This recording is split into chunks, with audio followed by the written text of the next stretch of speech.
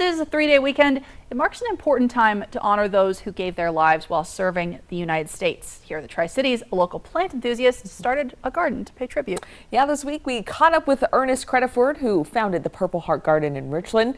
Tonight, the story behind the purple blooms that inspired him.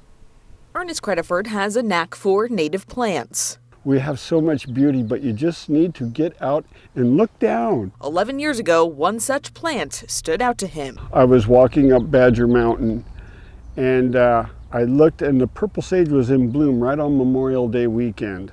At the time, he was a newer member of the Columbia Basin Native Plant Society chapter. I threw this idea I had with the members and the board about putting in a purple heart to honor our veterans using our native purple sage, Salvia dorii. So we took it and ran with it, and this is the result. Crediford, who isn't a veteran himself, wanted to honor those who have lost their lives serving the U.S. I had a lot of friends that were in the Vietnam War, and not all of them were physically wounded, but they all came back with some kind of wound, and they'll never be the same. In 2013, the garden was completed. Crediford helps maintain the display, which is where we found him the Wednesday before Memorial Day weekend.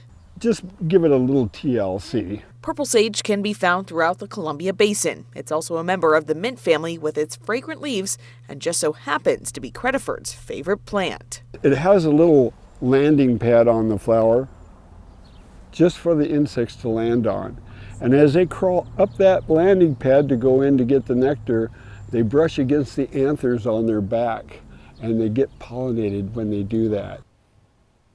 Now, the leaves really do smell like mint, but Crediford says this plant is not for consumption or garnishing plates like the herbal sage. You can find that heart near the boat launch at Y Park in Richland.